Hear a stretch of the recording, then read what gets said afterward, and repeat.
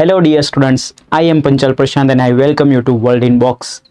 દોસ્તો, world in box academy દ્વારા મુખ્ય પરીક્ષામાં આવનારા અંગ્રેજી ભાષાને ધ્યાનમાં રાખીને એક સિરીઝ શરૂ કરવામાં આવેલી છે જેનું નામ છે પ્રોજેક્ટ CDE, જેનું ફૂલ નેમ છે ક્રેક ડિસ્ક્રિપ્ટિવ ઇંગ્લિશ.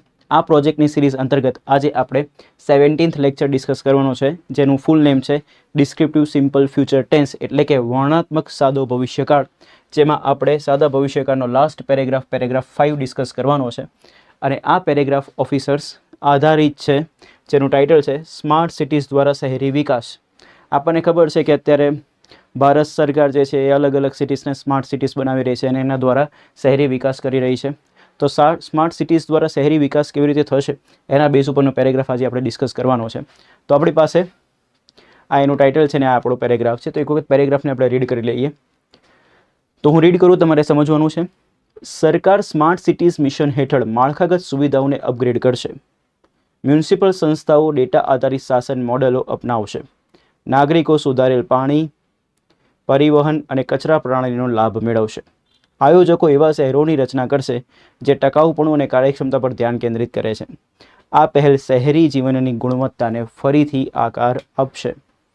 તો આ આખો પેરેગ્રાફ જે છે એ પેરેગ્રાફને આપણે ઇંગ્લિશમાં ટ્રાન્સલેટ કરવાનો છે, બટ એના પહેલાં આપણે ટાઇટલને ટ્રાન્સલેટ કરી લઈએ. તો સ્માર્ટ સિટીઝ દ્વારા શહેરી વિકાસ. તો ગુજરાતી કરતાં ઇંગ્લિશ લેંગ્વેજ રિવર્સ બનેલી છે એટલે આપણે પાછળથી આગળ આવવું પડશે, પરંતુ આ જે પાર્ટ છે શહેરી વિકાસ એને પહેલાં આપણે સમજીએ. તો વિકાસ એક નામ છે. હવે વિકાસ કેવો શહેરી, તો આ એનું વિશેષણ છે. તો વિશેષણ અને નામ સીધે સીધું લખાય પાછું, તો વિશેષણ અને નામ સીધે સીધું આવશે. એવી રીતે સ્માર્ટ સિટીઝ, તો સિટીઝ તો નામ છે, સિટીઝ કેવી સ્માર્ટ, તો એ બી એનું શું છે વિશેષણ છે. તો આ પાર્ટ બી કેવો આવશે સીધે સીધું. તો આ બે પાર્ટ સીધે સીધા આવશે. દ્વારાને ઇંગ્લિશમાં શું કહેવાય એની ચર્ચા હમણાં કરીએ. તો ધ્યાનથી દેખો. પહેલાં વિકાસને કહેવાય ડેવલપમેન્ટ, શહેરીને કહેવાય અર્બન. તો અર્બન વિકાસને કહેવાય અર્બન ડેવલપમેન્ટ. રેડી. દ્વારાને ઇંગ્લિશમાં કહેવાય થ્રુ. દ્વારા માટે બીજો બી એક શબ્દ આવે છે બાય. શું આવે? બાય. જ્યારે કોઈ વ્યક્તિ દ્વારા કંઈ કામ થતું હોય, કોઈ સજીવ દ્વારા કોઈ કામ થતું હોય ત્યારે એના માટે બાય શબ્દ લખીએ છીએ. અહીંયા શહેરી વિકાસની વાત થાય છે એટલે દ્વારા માટે આપણે થ્રુ બેટર વર્ડ લખેલો છે. ડન. તો અર્બન ડેવલપમેન્ટ થ્રુ. અને હવે લખીશું સ્માર્ટ સિટીઝ. તો સ્માર્ટ સિટીઝને તો સ્માર્ટ સિટીઝ જ કહેવાશે. Smart cities. સિટી એક હોય, શહેર એક હોય તો સિટી કહેવાય, બટ આનું પ્લુરલ જ્યારે કરો તો આ ટી વ્યંજન છે ને આ વાય છે. વ્યંજન વત્તા વાય હોય ને એનું પ્લુરલ કરવું હોય તો વાયને નીકાળી દેવાનું ને વાયની જગ્યાએ શું લગાવવાનું? IES. તો સિટીમાંથી વાય નીકળી જાય, શું બની જાય? સિટીઝ. IES લાગી જાય. તો આખું જે આ સ્માર્ટ સિટીઝ દ્વારા શહેરી વિકાસ જે છે એ આપણું જે ટાઇટલ છે ને ઇંગ્લિશમાં શું લખવું હોય તો લખી શકાય. સો ઇંગ્લિશમાં લખવું હોય તો લખાય urban development through smart cities. શું લખાશે? Urban development through smart cities. So હવે આ જે પેરેગ્રાફની અંદર રહેલા વાક્યો છે એના ઉપર આપણે થોડું વધારે ધ્યાન આપીએ તો ખબર પડે કે વાક્ય કયા કાળના છે.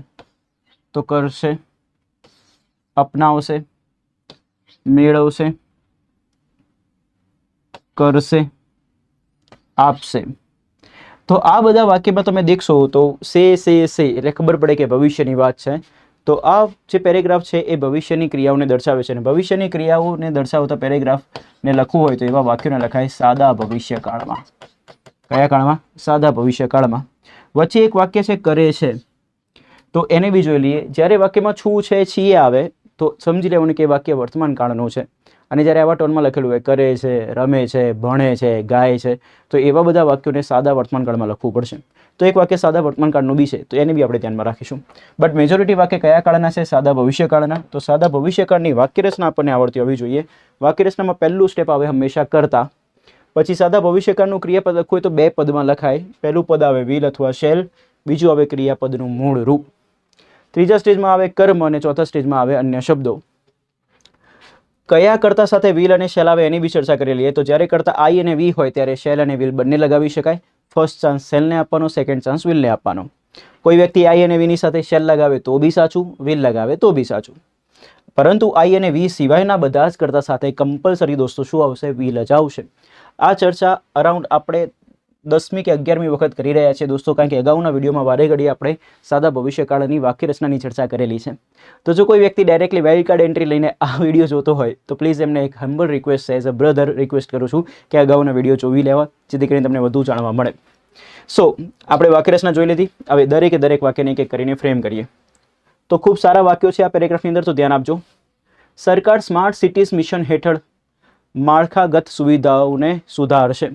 તો પહેલા વોકેબ શીખીએ. સરકાર એટલે કે ગવર્મેન્ટની આગળ હંમેશા કયો આર્ટિકલ લાગે? ધ. સુધારવું, સુધારવા માટે અલગ અલગ શબ્દો છે. ઇમ્પ્રૂવ કરવું, એન્હેન્સ કરવું, અપગ્રેડ કરવું. તો ઇમ્પ્રૂવ, એન્હેન્સ ને અપગ્રેડ. માળખાગત સુવિધાઓ, તો સમજો સુવિધાઓ નામ છે, માળખાગત એનું વિશેષણ છે. માળખું જે હોય ને દોસ્તો, માળખું, એ માળખાને કહેવાય ઇન્ફ્રાસ્ટ્રક્ચર.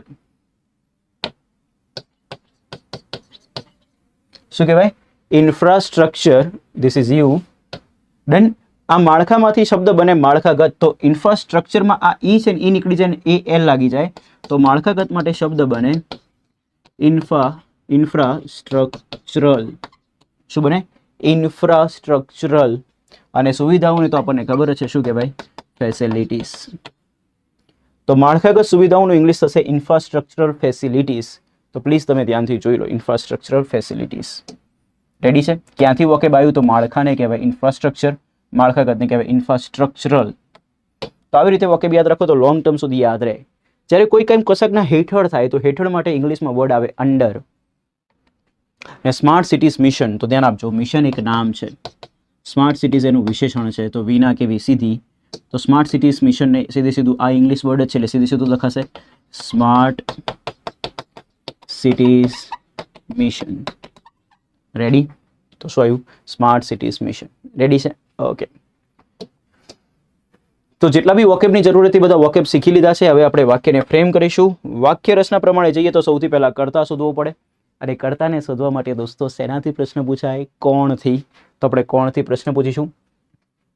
પૂછો કોણ સુવિધાઓને સુધારશે? તો જવાબ મળે છે સરકાર. તો આપણો કર્તા છે સરકાર, એટલે કે ધ ગવર્મેન્ટ. કઈ ક્રિયા થાય છે? તો સુધારશે. ભવિષ્યની વાત છે તો ભવિષ્યકાળ પ્રમાણે રૂપ લખવું પડે, વિલ શેલ પ્લસ મૂળ રૂપ. તો ગવર્મેન્ટ સાથે આપણે ઇંગ્લિશમાં લખીશું વિલ. સુધારવાની ક્રિયાને માટે આપણે બેટર વર્ડ લખીએ અપગ્રેડ કરવું. ઓકે. હવે ધ ગવર્મેન્ટ વિલ અપગ્રેડ, કરતા આવી ગયું, ક્રિયાપદ આવી ગયું. હવે વારી આવી કર્મની. કર્મ માટે પ્રશ્ન પૂછવાનો શું અથવા કોનેથી. પૂછો સરકાર શું સુધારશે? તો જવાબ નહીં મળતો. હવે પ્રશ્ન પૂછો સરકાર કોને સુધારશે? તો હવે જવાબ મળશે કોને સુધારશે? તો દોસ્તો માળખાગત સુવિધાઓને. તો આપણો કર્મ છે. હવે કર્મનો નિયમ કહી દઉં. કર્મના એન્ડમાં જો નું નાનું ને આવે તો એને લખવામાં આવતું નથી. તો આપણા માટે હવે લખવાનું રહ્યું માળખાગત સુવિધાઓ, જેને કહેવાય ઇન્ફ્રાસ્ટ્રક્ચરલ ફેસિલિટીઝ. હવે વધેલા શબ્દોને કહેવાય અન્ય શબ્દો. અન્ય શબ્દોમાં શું છે? તો સ્માર્ટ સિટીઝ મિશન હેઠળ. તો તમને ખબર છે ગુજરાતી કરતાં ઇંગ્લિશ લેંગ્વેજ રિવર્સ બનેલી છે, તો પાછળથી આગળ આવવું પડશે. તો અહીંયા આવશે હેઠળનું અંગ્રેજી અંડર, અને સ્માર્ટ સિટી મિશન એક નામ છે, તો સ્માર્ટ સિટીઝ મિશન. જ્યારે કોઈ બી મિશનનું નામ લખો દોસ્તો તો એ મિશનમાં આવનારા દરેકે દરેક શબ્દનો ફર્સ્ટ લેટર કેપિટલ લખવામાં આવે. તો સ્માર્ટ સિટીઝ મિશન, તો આ મિશનના આવનારા દરેકે દરેક શબ્દનો ફર્સ્ટ લેટર કેવું આવે? કેપિટલ જ આવે. તો યાદ રાખજો. તો આખું વાક્ય શું બન્યું? The government will upgrade infrastructural facilities under smart cities mission. Ready છે? ઓકે. નેક્સ્ટ, મ્યુનિસિપલ સંસ્થાઓ ડેટા આધારિત શાસન મોડેલો અપનાવશે. ઓકે. તો ખૂબ સારા વોકેબ છે મ્યુનિસિપલ સંસ્થાઓ. તો સંસ્થાઓ નામ છે, મ્યુનિસિપલ એનું વિશેષણ છે, તો વી ના સીધી. મ્યુનિસિપલ સંસ્થાઓનું સ્પેલિંગ થશે, મ્યુનિસિપલનો સ્પેલિંગ ખાસ યાદ રાખજો, ભૂલ પડવાના પૂરેપૂરા ચાન્સીસ છે. મ્યુનિસિપલનો સ્પેલિંગ શું થશે? MUNICIPAL. Once again MUNICIPAL. સંસ્થાઓ માટે અલગ અલગ શબ્દ છે. એક શબ્દ છે બોડીઝ, એક શબ્દ છે ઇન્સ્ટિટ્યૂટ્સ, અને એક બેટર શબ્દ છે ઓર્ગેનાઇઝેશન્સ. તો આ ત્રણેયમાંથી કોઈ બી વસ્તુ લખી શકાય. તો મ્યુનિસિપલ સંસ્થાઓનું ઇંગ્લિશ થશે municipal bodies, municipal institutes, municipal organisations. Ready? Okay. Next vocab અપનાવવું. અપનાવવાની ક્રિયાને કહેવાય એડોપ્ટ કરવું. ડેટા આધારિત શાસન મોડેલો. તો ધ્યાનથી દેખજો, મોડેલો નામ છે. મોડેલો કેવા? તો શાસન વાળા. તો આ વિશેષણ છે. પાછા શાસન મોડેલો પાછા કેવા? ડેટા આધારિત. તો આ બી એનું શું છે? વિશેષણ. તો વિના કેવી રીતે લખાશે? સીધે સીધી. સો આને ઇંગ્લિશમાં લખવું હોય તો લખાય ડેટા. હવે જ્યારે આધારિત કોઈ વસ્તુ હોય તો એને કહેવાય બેસ્ડ. એના માટે ડેટા આધારિત હોય તો એના માટે બીજો એક શબ્દ આવે ડ્રીવન. સો ડેટા આધારિત માટે ડેટા બેસ્ડ કાં તો ડેટા ડ્રીવન. શાસનને કહેવાય ગવર્નન્સ. શું કહેવાય? ગવર્નન્સ. અને મોડેલોને કહેવાશે મોડેલ. રેડી? સો ડેટા બેસ્ડ ગવર્નન્સ મોડલ્સ કાં તો data driven governance models. Ready? તો પ્લીઝ ધ્યાન આપજો. સો બધા જરૂરી વોકેબ આપણે શીખી લીધા છે. હવે આપણે એને સ્ટેપ બાય સ્ટેપ શું કરીશું? ફ્રેમ કરી દઈશું. તો પ્લીઝ ધ્યાન આપજો. સૌથી પહેલાં કર્તાની જરૂર પડશે. કર્તા માટે પ્રશ્ન પૂછીશું કોણથી. પૂછો કોણ અપનાવશે? તો મ્યુનિસિપલ સંસ્થાઓ અપનાવશે. તો આપણા માટે કર્તા થઈ ગયું મ્યુનિસિપલ સંસ્થાઓ. તો મ્યુનિસિપલ સંસ્થાઓ માટે શબ્દ લખીએ ઓર્ગેનાઇઝેશન્સ. રેડી? હવે તમે ઓર્ગેનાઇઝેશનના આવા સ્પેલિંગ બી જોયા હશે અને ઓર્ગેનાઇઝેશન્સના સ્પેલિંગમાં એસ વાળો બી જોયો હશે અને ઝેડ વાળો બી જોયો હશે. ગૂગલ કરશો તો બંને બતાવશે. ડન? હવે બંને બે 100% સાચા છે. ફરક એટલો છે કે આ અમેરિકન ઇંગ્લિશ છે અને આ બ્રિટિશ ઇંગ્લિશ છે. આપણા દેશવાળાને ઇંગ્લિશ શીખવાડ્યું બ્રિટિશર્સ લોકોએ, એટલા માટે આપણે બ્રિટિશ ઇંગ્લિશ ફોલો કરીએ છીએ. એટલા માટે અહીંયા શબ્દ આવશે ઓર્ગેનાઇઝેશન્સ. તો આપણે આ શબ્દ લખવાનો બેટર વર્ડ એ છે. સો મ્યુનિસિપલ ઓર્ગેનાઇઝેશન્સ. હવે ક્રિયા કઈ કરે છે? અપનાવશે. તો અપનાવવાની ક્રિયા ભવિષ્યમાં થવાની છે. તો સાદા ભવિષ્યકાળની વાક્યરચના પ્રમાણે લખવું પડે તો વાક્યરચના શું બનશે? વિલ શેલ પ્લસ મૂળરૂપ. મ્યુનિસિપલ ઓર્ગેનાઇઝેશન સાથે આવશે વિલ. અપનાવવાની ક્રિયાને કહેવાય એડોપ્ટ કરવું. ડન? કરતા આવી ગયું, ક્રિયાપદ આવી ગયું. હવે વારી આવે કર્મની. કર્મ માટે પ્રશ્ન પૂછવાનો શું અથવા કોનેથી. પૂછો મ્યુનિસિપલ સંસ્થાઓ શું અપનાવશે? તો જવાબમાં મળે છે ડેટા આધારિત શાસન મોડેલો. શું? ડેટા આધારિત શાસન મોડેલો અપનાવશે. તો બસ એ આપણો કર્મ છે, તો એને લખી નાખીએ. સો ડેટા આધારિત માટે બેસ્ડ બી લખાય ને ડ્રીવન બી લખાય. તો અહીંયા આપણે લખીએ ડ્રીવન. ડન? સો ડેટા ડ્રીવન શાસન મોડેલો એટલે કે ગવર્નન્સ મોડેલ્સ. તો આખું વાક્ય આપણી સામે ફ્રેમ થઈ ગયું. Municipal organisations will adopt data driven governance models. Ready છે? ઓકે. આમાં ખૂબ સારા વોકેબ હતા. મ્યુનિસિપલનો સ્પેલિંગ ખાસ યાદ રાખો. અપનાવવાની ક્રિયાને શું કહેવાય? એડોપ્ટ કરવું. જ્યારે ડેટાના આધારિત વાત હોય તો ડેટા બેઝડ બી લખાય ને ડેટા ડ્રીવન બી લખાય. ડન? શાસનને કહેવાય ગવર્નન્સ. નાગરિકો સુધારેલ પાણી, પરિવહન અને કચરા પ્રણાલીનો લાભ મેળવશે. તો વોકેબ શીખી લઈએ. નાગરિકોને કહેવાશે સિટીઝન્સ. આપણને આવડે જ છે. મેળવવું. મેળવવાની ક્રિયાને કહેવાય ગેટ કરવું. શું કરવું? ગેટ કરવું. ઠીક છે? સુધારેલ પાણી. તો પાણીની વાત થાય છે તો પાણીને કહેવાય દોસ્તો વોટર. આ એક નામ છે અને સુધારેલ એનું વિશેષણ છે. તો સુધારેલ પાણીને કહેવાશે ઇમ્પ્રુવડ વોટર. જે વસ્તુ સુધારેલું હોય ઓલરેડી એને ઇમ્પ્રૂવ પરથી શબ્દ કહેવાય ઇમ્પ્રુવડ. ઠીક છે? અને પાણીને કહેવાશે વોટર. આ પાણી છે, પ્રાણી નહીં, પાણી. તો સુધારેલ પાણી એટલે કે ઇમ્પ્રુવડ વોટર. પરિવહન. પરિવહનને કહેવાય ટ્રાન્સપોર્ટ. અને કચરો પ્રણાલી. તો પ્રણાલી નામ છે, કચરો એનું વિશેષણ છે. તો વિના કેવી? સીધી સીધી. તો કચરાને કહેવાય વેસ્ટ અને પ્રણાલીને કહેવાય સિસ્ટમ. તો એટલા માટે શબ્દ બને વેસ્ટ સિસ્ટમ. પ્રણાલીઓ હોય તો સિસ્ટમ્સ થઈ જતું. ઠીક છે? ઓકે. હવે જેટલા જરૂરી વોકેબ હતા બધા શીખી લીધા. અહીંયા જો એક શબ્દ છે લાભ. લાભને ઇંગ્લિશમાં કહેવાય બેનિફિટ. રેડી? ઓકે. હવે શબ્દને સમજો. સૌથી પહેલા કરતા શોધવો પડશે. પૂછો કોણ લાભ મેળવશે? તો નાગરિકો. તો કોણથી પ્રશ્ન પૂછ્યો એટલે કરતા મળી ગયો સિટીઝન્સ. કઈ ક્રિયા કરશે? તો મેળવશે. તો મેળવવાની ક્રિયા ભવિષ્યની છે. તો ભવિષ્યકાળની વાક્યરચના પ્રમાણે લખવું હોય તો વિલ શેલ મૂળરૂપ આવે. તો સિટીઝન સાથે આવશે વિલ. ડન? મેળવવાની ક્રિયાને કહેવાય ગેટ. હવે કરતા આવી ગયું, ક્રિયાપદ આવી ગયું. હવે વારી આવી કર્મની. કર્મ માટે પ્રશ્ન પૂછો શું અથવા કોનેથી. પૂછો નાગરિકો શું મેળવશે? તો આપણે બધા હોશિયાર છે તો ખબર પડી જશે કે શું મેળવશે, તો સુધારેલ પાણી, પરિવહન અને કચરા પ્રણાલીનો લાભ. હવે આને લખાય કેવી રીતે, તો પ્લીઝ એકદમ અલર્ટ. આપણને બધાને ખબર છે ગુજરાતી કરતાં ઇંગ્લિશ લેંગ્વેજ રિવર્સ છે, એટલે ઊંધી છે, તો આપણે પાછળથી આગળ આવવું પડશે. તો આપણે સૌથી પહેલાં લખવું પડશે લાભ. લાભને કહેવાય બેનિફિટ. નોના નીનુંનું અંગ્રેજી થશે ઓફ. ડન. હવે આ જે પાર્ટ છે તમે એને ધ્યાનથી જુઓ. સુધારેલ પાણી, પછી કોમા, પરિવહન, પછી અને કચરો પ્રણાલી. તો આ વસ્તુ અનેથી જોડાયેલી છે. તો રૂલ એવો છે કે અનેની પહેલાંવાળો પાર્ટ પહેલાં લખાય, અનેની પછીવાળો પાર્ટ પછી લખાય. તો આ પાર્ટ જો મારે લખવો છે તો પહેલાં મારે સુધારેલ પાણી લખવું પડશે. તો આપણે આગળથી શરૂ કરીશું, તો પ્લીઝ ધ્યાન આપજો. સુધારેલ પાણીને કહેવાય ઇમ્પ્રુવડ વોટર.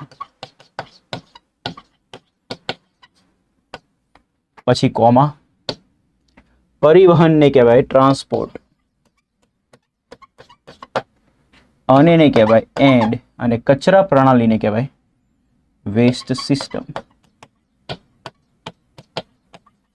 પ્રણાલીઓ હોત તો સિસ્ટમ્સ થતું, અહીંયા પ્રણાલી જ છે એટલે સિસ્ટમ જ આવશે. ડન. સો આપણા જોડે આખું વાક્ય શું બન્યું? Citizens will get benefit of improved water, transport and waste system. Ready છે? ખૂબ સારું વાક્ય હતું, ખૂબ સારા વોકેબ છે જેને આપણે શીખી લીધા. હવે આપણે વાક્યમાં આગળ વધીએ. આયોજકો એવા શહેરોની રચના કરશે જે ટકાઉપણું અને કાર્યક્ષમતા પર ધ્યાન કેન્દ્રિત કરે છે. આ વાક્ય ખૂબ સરસ છે, ખૂબ સરસ લાંબુ વાક્ય છે ને આપણે સ્ટેપ બાય સ્ટેપ બનાવીશું તો આવડી જશે. તો સૌથી પહેલાં આયોજકો. આયોજકોને કહેવાય, દેખો, આયોજન કરવું, આયોજન કરવાની ક્રિયાને કહેવાય પ્લાન કરવું, કાં તો આયોજન કરવાની ક્રિયાને કહેવાય ઓર્ગેનાઇઝ કરવું. આના પરથી શબ્દ બને આયોજકો. આયોજકો માટે પ્લાનમાંથી શબ્દ બને પ્લાનર્સ, અને ઓર્ગેનાઇઝ પરથી શબ્દ બને ઓર્ગેનાઇઝર્સ. તો બંને શબ્દ આવી રીતે બનેલા છે. ડન. તો ઓર્ગેનાઇઝર્સ અથવા તો પ્લાનર્સ. આટલું ડિટેલમાં જઈને જ્યારે શીખો ને તો પછી એ વોકેબ યાદ રહી જ જાય, બિકોઝ તમે ગોખતા નથી, તમે લોજિકલી શીખો છો. વોકેબ ક્યાંથી આવ્યો તમને ખબર છે. નેક્સ્ટ, રચના કરવી. રચના કરવાની ક્રિયાને કહેવાય ડિઝાઇન કરવું, ક્રિએટ કરવું. શહેરો, શહેરોને કહેવાય સિટીઝ, આ ખબર જ છે. એવા, એવાને કહેવાય ધેટ. શું કહેવાય? ધેટ. એવા શહેરો, તો ગુજરાતી કરતાં ઇંગ્લિશ ઊંધું છે તો પાછળથી આગળ આવવું પડશે. તો શહેરોને કહેવાય સિટીઝ, એવાને કહેવાય ધેટ. તો એવા શહેરોને કહેવાશે સિટીઝ ધેટ. ઓકે. ધ્યાન કેન્દ્રિત કરવું. ધ્યાન કેન્દ્રિત કરવાની ક્રિયાને કહેવાય ફોકસ કરવું. હવે રૂલ એવો છે કે ફોકસ જેના પર કરવામાં આવતું હશે તો એ કેસમાં પરનું અંગ્રેજી ઓન થાય. તો પર એટલે કે ઓન. રેડી. ટકાઉપણું અને કાર્યક્ષમતા ખૂબ સારો શબ્દ છે. ટકવું. ટકવાની ક્રિયાને કહેવાય સસ્ટેન કરવું. શું કરવું? સસ્ટેન. એના પરથી શબ્દ બને ટકાઉપણું. ઠીક છે? ટકવાની ક્ષમતાને ટકાઉપણું કહેવાય. તો સસ્ટેન પરથી આવે શબ્દ સસ્ટેનેબિલિટી. શું આવે? સસ્ટેનેબિલિટી. સસ્ટેન પછી એબિલિટીને એડ કરી દેવાનું, સસ્ટેનેબિલિટી થઈ જાય.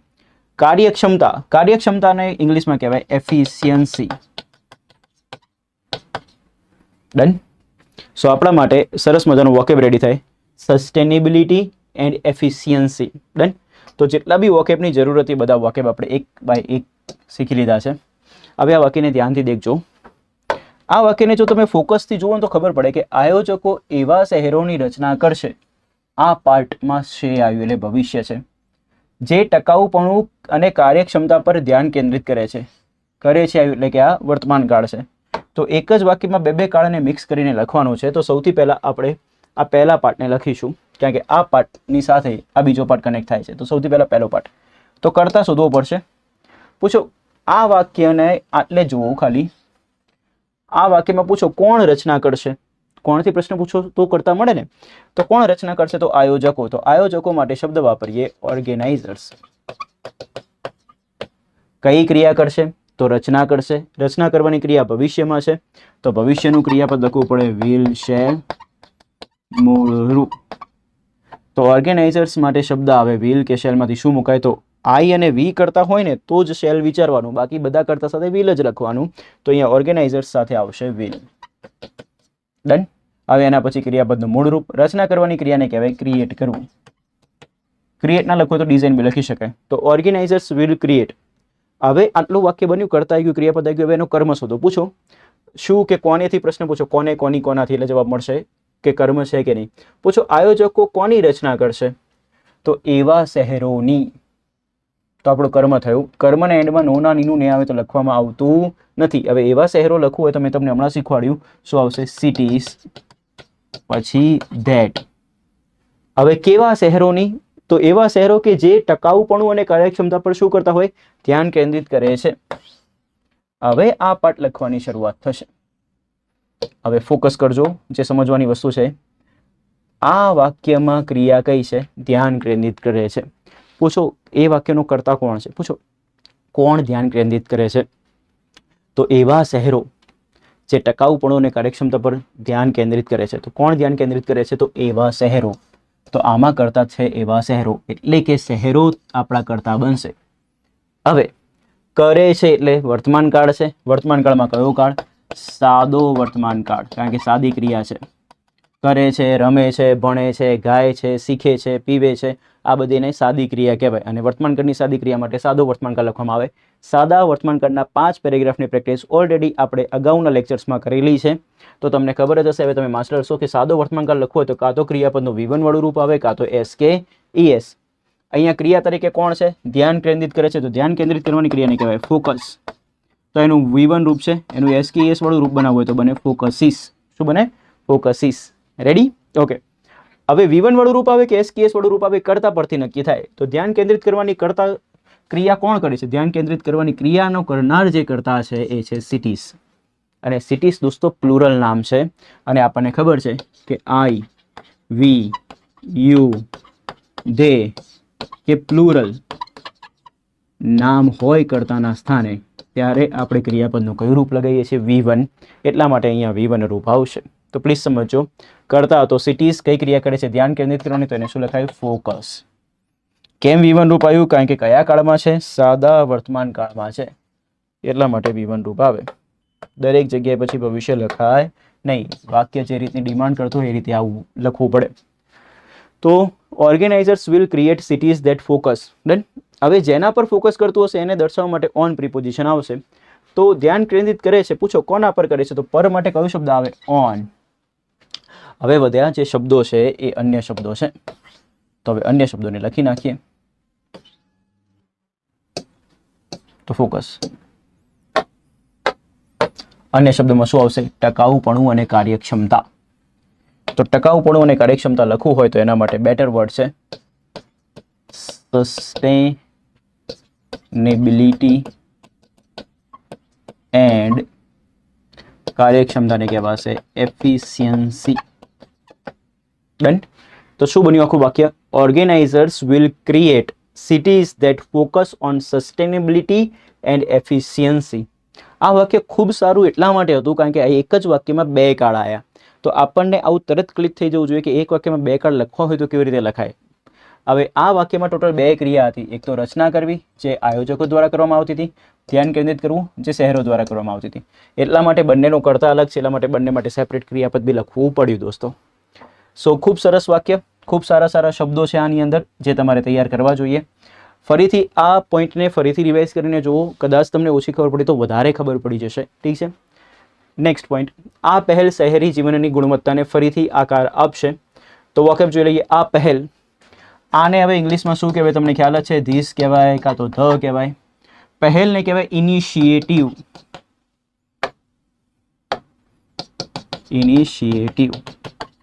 કોઈ બી વસ્તુને પહેલ કરવી, પહેલ કરવી આ ક્રિયાપદ છે, એને કહેવાય ઇનિશિયેટ કરવું. શું કરવું? ઇનિશિયેટ કરવું. એના પરથી આ પહેલ નામ પડે. તો પહેલ ઇનિશિયેટ પરથી થઈ જાય ઇનિશિયેટિવ. આવી રીતે દોસ્તો શબ્દ બને છે ઇંગ્લિશમાં. કઈ રીતે બને ને શીખી લો એટલે તમારા માટે ઇંગ્લિશ ઇઝી થઈ જાય. અને હું તમારા માટે ઇંગ્લિશ 100% ઇઝી બનાવીને જ મૂકીશ દોસ્તો. તો આ પહેલ માટે ઇંગ્લિશ બનશે ધીસ ઇનિશિયેટિવ કાં તો ધ ઇનિશિયેટિવ.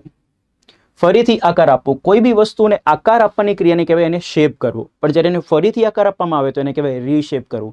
જેમ કે શરૂ કરવાની ક્રિયાને કહેવાય સ્ટાર્ટ, ફરીથી શરૂ કરવું હોય તો એને કહેવાય રીસ્ટાર્ટ. એવી રીતે આકાર આપવો એટલે શેપ, બટ ફરીથી આકાર આપવો એટલે રીશેપ. ડન. શહેરી જીવનની ગુણવત્તા, તો આ ખૂબ સારો શબ્દ છે. તો ઇંગ્લિશ ગુજરાતી કરતાં ઊંધું છે, તો પાછળથી આગળ આવીશું. તો પહેલાં ગુણવત્તાનું અંગ્રેજી લખવું પડશે ક્વોલિટી. નો નાનું અંગ્રેજી થશે ઓફ. શહેરી જીવન, તો જીવન નામ છે અને શહેરી એનું વિશેષણ છે, તો આ વિના સીધી શહેરી જીવનને કહેવાય અર્બન લાઈફ. શું કહેવાય? Urban life. જનરલ રૂલ એવો છે કે નામ આવે તો પહેલા નામની આગળ ધ આર્ટિકલ લાગતો હોય છે. તો આખું અંગ્રેજી શું બને? The quality of urban life. Ready છે? ઓકે. તો ઓલ વેલ્યુએબલ વોકેબ્સ આપણે શીખી લીધા. હવે આપણે આ વાક્યને ટ્રાન્સલેટ કરીએ. ટ્રાન્સલેટ કરવા માટે વાક્ય રચના ખબર પડતી હોવી જોઈએ. તો આપશે, ભવિષ્યની વાત છે. ભવિષ્યની વાત હોય તે વાક્ય રચનામાં સૌથી પહેલાં કોણ આવશે? કર્તા. કર્તા માટે પ્રશ્ન પૂછો કોણ ફરીથી આકાર આપશે? તો આ પહેલ. તો આ પહેલને ઇંગ્લિશમાં કહેવાય ધીસ ઇનિશિયેટિવ. કઈ ક્રિયા કરશે? તો ફરીથી આકાર આપશે. ભવિષ્યની વાત છે તો ક્રિયાપદમાં આવશે વિલ, શેલ અને મૂળરૂપ. તો ઇનિશિયેટિવ સાથે આવશે વિલ. ફરીથી આકાર આપવાની ક્રિયાને કહેવાય રીશેપ કરવું. ડન. હવે કર્મ શોધવાનું પૂછો. શું અથવા કોનેથી પૂછો કોને ફરીથી આકાર આપશે? તો જવાબ મળે છે શહેરી જીવનની ગુણવત્તાને. હવે રૂલને સમજો. આ નો ના નીનું ને વચ્ચે આવેલું છે, આ નો ના નીનું ને કર્મના એન્ડમાં આવેલું છે. હવે જે લોકોને કન્ફ્યુઝન થાય છે કે સર ક્યારેક નો ના નીનું એનું તમે ઓફ લખો છો અને ક્યારેક લખતા નથી, તો એમને હું ક્લેરિટી આપી દઉં. પોઈન્ટને સમજો. જ્યારે કર્મના એન્ડમાં નો ના નીનું ને હોય તો એને લખવામાં આવતું નથી. બાકી દરેક જગ્યાએ જ્યારે વચ્ચે આવે ને ત્યારે એનું અંગ્રેજી થાય ઓફ. ફરીથી, કર્મના એન્ડમાં નો ના નીનું ને લખવામાં આવતું નથી, પણ વચ્ચે હોય તો એ કેસમાં શું લખવું પડશે? ઓફ. તો આ તો ને ગયું. શહેરી જીવનની ગુણવત્તાને લખવું હોય તો ફ્રેન્ડ્સ આપણી પાસે વોકેબ રેડી છે. શું થશે? The quality of urban life. તો આખું વાક્ય આપણી જોડે રેડી થઈ ગયું. The initiative will reshape the quality of urban life. તો એક સારો શબ્દ હતો રિશેપ, પછી initiative, quality of urban life આપણે જોઈ લીધું. ઠીક છે. તો આની સાથે ઓફિસર્સ આપણે આ પેરેગ્રાફ ફિનિશ થાય છે. Thank you very much for paying your attention. દોસ્તો, ધ્યાન આપવા બદલ ખૂબ ધન્યવાદ. આ લેક્ચર પછી પૂછો પોતાના દિલને, પોતાની જાતને કે તમારા અંદર જો ઇંગ્લિશ લેંગ્વેજમાં જેન્યુઅનલી ઇમ્પ્રુવમેન્ટ આવ્યું છે. જો તમે ફર્સ્ટ લેક્ચરથી અત્યાર સુધી તમામ લેક્ચર્સ જોયા હશે અને એની રેગ્યુલર પ્રેક્ટિસ કરી હશે તો ડેફિનેટલી ઇમ્પ્રુવમેન્ટ આવ્યું હશે. દોસ્તો, એક એમની સાથે આ સિરીઝ ચલાવી રહ્યા છીએ કે દરેક વિદ્યાર્થીને લખતા આવડતું હોવું જોઈએ. તો અત્યારે હું તમને ખાલી પેરેગ્રાફ શીખવાડું છું, એટલે કે દરેક ટેન્સના પેરેગ્રાફ શીખવાડું છું. અત્યારે આપણે 3 ટેન્સના પેરેગ્રાફ પૂરા કર્યા. સાદો વર્તમાનકાળ, સાદો ભૂતકાળ, સાદો ભવિષ્યકાળ. એવી રીતે હું તમને 12 કાળના પેરેગ્રાફ લખતા શીખવાડીશ. પછી આપણે એવા પેરેગ્રાફ લઈશું જેમાં બધા કાળ મિક્સ હશે. પછી એવા પેરેગ્રાફ લઈશું જેમાં એક્ટિવ વોઇસ ને પેસિવ વોઇસ મિક્સ હશે. પછી એવા પેરેગ્રાફ કે જેમાં એકબીજાની સાથે તુલના કરવાવાળી ડિગ્રી ઓફ કમ્પેરિઝનવાળા વાક્યો હશે. પછી એવા પેરેગ્રાફ કે જેમાં જો તો ઇફ ક્લોઝ કન્ડિશનલ સેન્ટેન્સવાળા વાક્યો હશે. એવી રીતે તમામ લખવા માટે જેટલા બી જરૂરી વાક્યો આવે ને એ દરેક વાક્યોની આપણે ચર્ચા કરીશું. અને પછી લેટર્સ, એસે, પછી ઓફિશિયલ જે રિપોર્ટ આવે છે એ, એવી રીતે precis writing, translation, reading comprehension, report, speech, formal speech, આ બધું. પછી વિઝ્યુઅલ ઇન્ફોર્મેશન, આ દરેક ટોપિકને બી આપણે ચર્ચામાં લઈશું. સો એટલી બધી પ્રેક્ટિસ કરવાની છે દોસ્તો પ્રોજેક્ટ સીડી અંતર્ગત કે તમને મેન્સમાં લખવામાં બિલકુલ બી હિચકિચાહટ ના થાય. તમે સ્પીડમાં લખી શકો, તમે ગ્રામેટિકલી કરેક્ટ લખી શકો, અને જ્યારે તમે પેપર આપીને બહાર નીકળો ત્યારે તમારા અંદર કોન્ફિડન્સ હોય કે બસ આ પેપરમાંથી મને મેક્સિમમ માર્ક્સ મળશે. આ હેતુથી આ પ્રોજેક્ટ સીડી ચલાવી રહ્યા છે.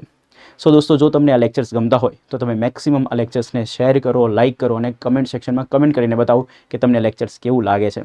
તમને કોઈ બી ડાઉટ હોય તો તમે મને બિંદાસ પૂછી શકો છો. હું ડેફિનેટલી તમને રિપ્લાય કરીશ. મળીએ દોસ્તો નેક્સ્ટ લેક્ચરમાં. જય હિન્દ, જય ભારત.